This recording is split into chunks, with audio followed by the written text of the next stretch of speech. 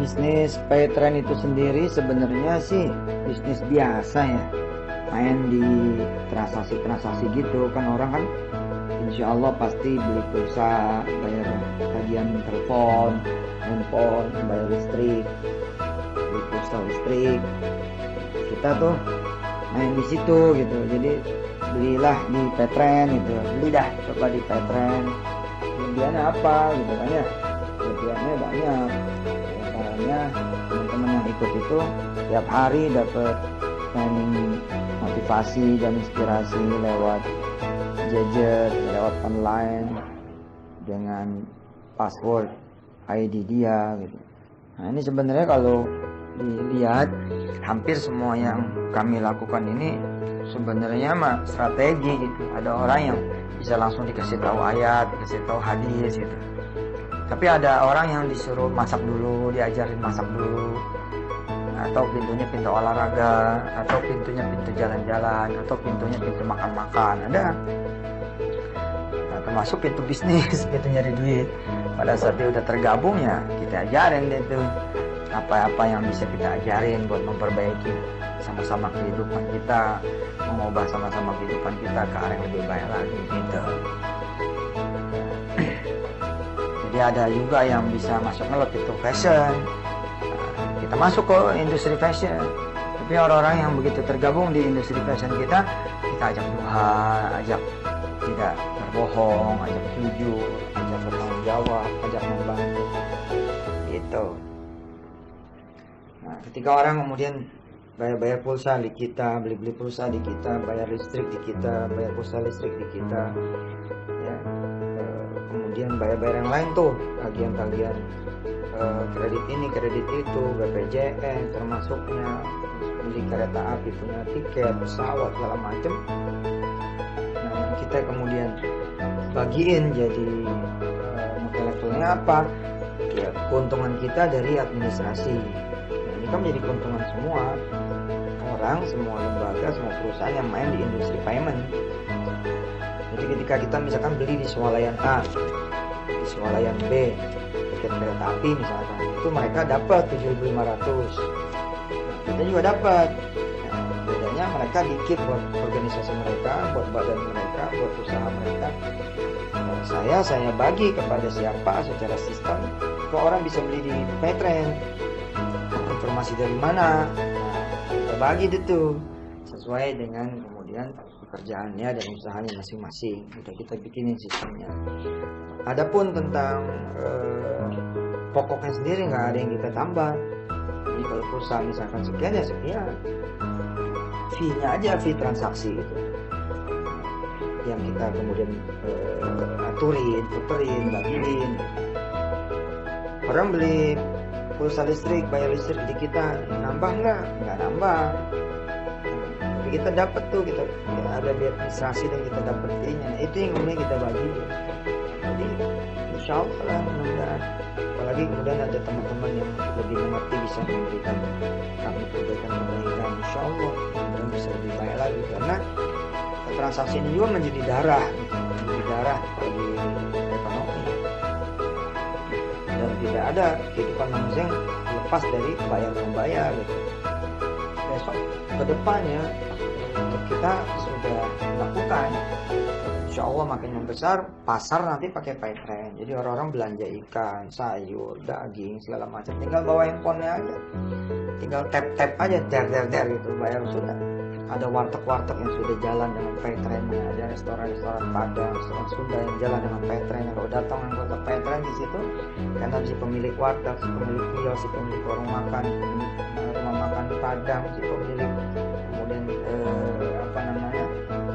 industri produk dan jasa, dia juga adalah PayTrend, lalu yang beli adalah PayTrend, maka kemudian bayarnya cukup pakai PayTrend aja gitu. Nah, makin lama nih transaksi makin bagus ya, makin kemana-mana, apa aja tuh bisa, sekolahan, kuliah, kursus, tol nanti insya Allah, tol juga PayTrend dikit lagi nih insya Allah, bisa bayar pakai PayTrend, tap aja. Kemudian bayar gaji karyawan, yang benar-benar udah kayak bank gitu. Subhanallah. Apalagi kalau kemudian kita bisa nerapin single bank, atau banknya punya kita sendiri, bank syariahnya kita sendiri. Wow, keren. Contoh ya, 1 juta pelanggan kita, itu kan kalau mau bayar-bayar dia pasti deposit dulu. Nah, depositnya sekarang kan masih di banknya masing-masing. Besok kalau misalkan kita sudah dengan izin Allah punya bank syariah sendiri, kita single bank aja, jedar dipusatin. Waduh, kalau 1 juta, lalu kemudian bayar-bayar yang orang itu depositnya 1 juta aja, itu 1 triliun loh. Ini kan untuk menggerakkan ekonomi umat, masya Allah gitu. Kalau duitnya ada di tangan kita mengendalikan yang izin Allah. Nah, sebaik-baik duit juga dikendalikan sama yang saleh. Namanya saleh apa? Ya, berusaha insya Allah jadi orang saleh itu loh, beradab, beretika, bermoral, ya kan, berakhlak. 1 triliun loh. Dan pengalaman saya, orang-orang yang deposit itu paling makanya 40%. Sementara bulan depannya udah top up lagi. Jadi tabungan dia gitu. Dahsyat ini. Kalau bisa 10 juta, terus setiap orang tuh depositnya 2 juta karena dia mesti bayar angsuran mobilnya, angsuran rumahnya, angsuran motornya, BPJS, segala macam. Belum lagi perusahaan-perusahaan dia taruh duitnya di situ ya kan, buat bayar BPJS karyawannya, buat bayar kemudian pajak perusahaan dan karyawannya. Waduh, berapa tuh? Kalau 10 juta, 2 juta aja depositnya, deposit buat paymentnya dia pada itu udah 20 triliun loh. Wah, luar biasa. Nah, kita insya Allah menghindari manajer. Untuk menghindari itu saya pakai Dr. Irfan Sokiback ya, anaknya putranya Didin. Saya bilang tolong dibenahin deh ini, supaya ada akad-akad batin, akad-akad masalah. Saya juga datang ke sana kemarin, ya minta nasihatnya. Setiap ada nasihat, akad dan diterima sama kita, terus juga kita rasa dia yang benar, dia yang betul, kita ikutin saran-sarannya, perbaiki untuk menuju pada kesempurnaan insya Allah. Saya dulu memang udah mengira ya, dulu kan saya tuh orangnya merhatiin melulu gitu loh, apa aja saya liatin, saya merhatiin, saya catat-catat. Nah, akan halnya dengan ini tuh dulu saya lihat iklan-iklan perbankan itu, ayo tingkatkan saldo Anda, tingkatkan saldo Anda gitu. Ya saya masuk akal lah kenapa orang ningkatin saldonya gitu kan, karena kalau dia ningkatin saldonya bisa dapat duit tuh si bank itu dari orang-orang yang pada naruh tabungan atau naruh deposito gitu. Nah, belakangan saya lihat kok mainnya transaksi ya, ayo tingkatkan transaksi Anda gitu, ayo gunakan kartu debit Anda. Saya lihat kenapa kok begini gitu. Ditambah lagi dengan kemudian pada tahun 2011an itu saya ngelihat billboard baru muncul dengan genre yang baru. Ada BCA hadir dengan iPhone-nya, kemudian bank-bank lain berlomba mengiklankan tinggal klik doang, banknya tuh 24 jam langsung di handphone Anda masing-masing. BNI juga kemudian keluar branchless ya, branchless bank ya, jadi bank tanpa cabang gitu loh. Jadi dia nyebutnya bukan BNI cabang Surabaya, cabang Madura, cabang Jakarta Timur, bukan, tapi BNI cabang Yusuf Mansur. Kenapa? Karena ya banknya udah di tangannya Yusuf Mansur, bank cabang Lira, karena banknya udah di tangannya Lira lewat handphone masing-masing. Wah, saya tuh mikir, wah ini pasti ada yang luar biasa. Ternyata fee based income 2012an saja itu udah 340 triliun. Nah, makin kemarin nih makin gede fee based income, yang mutar tuh makin gede. Makanya kemudian pemerintah berupaya ya supaya keluarga besar penabung ada yang menggunakan bank, jadi digital money, paperless, moneyless yang pakai digital, untuk lebih banyak ya, digital society-nya lebih banyak. Karena wajar, karena duit jadi pada ada di situ. Bayangin ketika kemudian semua orang bertransaksi lewat kartu kreditnya, lewat kemudian kartu debitnya, itu kan ada deposit yang luar biasa tuh, more than saldo gitu. Nah, kita udah masuk nih di industri yang benar. Tinggal kemudian teman-teman berupaya menjaga moral, ya, dikedepankanlah akhlak-akhlak yang baik, mudahin orang, bantu orang, gitu-gitu. Sebenarnya sih multi-level itu bagus ketika dia tidak menjelma menjadi manajer.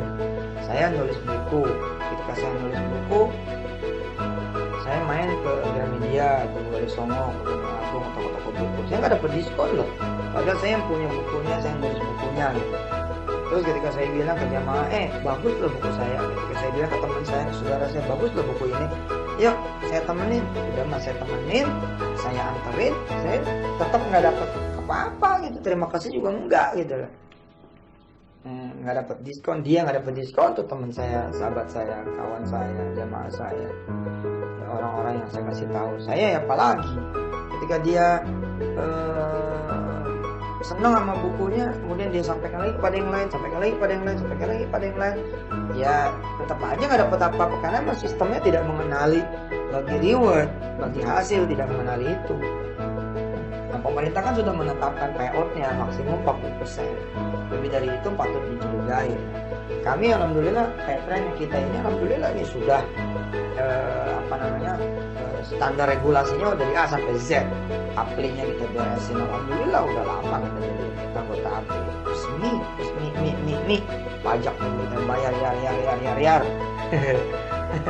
Sampai pajak karyawan kita bayar semua, pajak transaksi juga kita bayar tuh, pajak transaksi. Oke, bener deh, saya alhamdulillah loh bisa punya perusahaan kayak Petren dari A sampai Z itu benar bersih. Allahu Akbar. Nah, ini yang membedakan gitu ketika kemudian si buku itu di multi-level kan sebenarnya yang di multi-levelkan itu kan payoutnya itu ketika kita membagi toko-toko buku ya atau agen-agen buku sebesar 15 sampai kemudian 55% kalau pembelian tunai, itu yang kemudian dimulti-levelkan. Harga bukunya enggak berubah. Kalau 50 ya 50, kalau 100 ya 100. Ya inilah yang benar gitu harusnya. Jadi memang mesti dibedakan antara multi-level murni dan multi-level sifatnya mandiri. Apalagi yang bagusnya multi-level itu kan dia pelatihan ya, coaching ya, mentoring. Habis itu tuh kemudian saya masuk. Bahkan sampai ke ngapal Quran juga masuk ke sini, ngapal hadis segala macam. Kalau udah masuk ya sebisa mungkin kita bina karena menjadi tanggung jawab kita kepada Allah. Kalau orang masuk salatnya gimana kan ditanya sama Allah. Bukannya nggak ada urusan, ada karena dia udah jadi teman kita, udah jadi pelanggan kita. Insya Allah. Nah, saya sih benar-benar berharap mudah-mudahan Petren ini dipakai di seluruh dunia. Saat ini mungkin udah belasan negara yang ikut pakai, walaupun masih untuk orang Indonesia yang ada di sana, kayak di Hong Kong ya. The Hong Kongers ya, para kawan-kawan yang di Hong Kong itu sebelumnya kalau bayar listrik tergantung yang diminta sama orang-orang rumah mereka. Kalau rumah mereka bilang bayar listrik 700 ya 700 yang dibayar.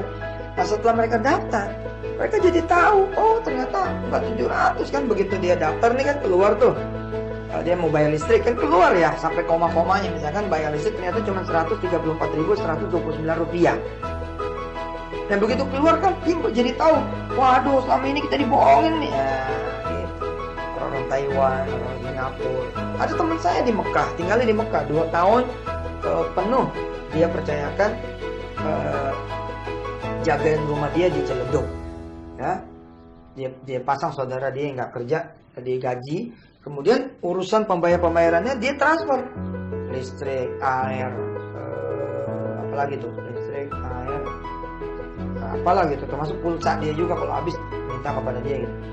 Ternyata selama 2 tahun tuh transaksi realnya listrik sama air dan pulsa itu nggak seperti yang diminta ke dia gitu.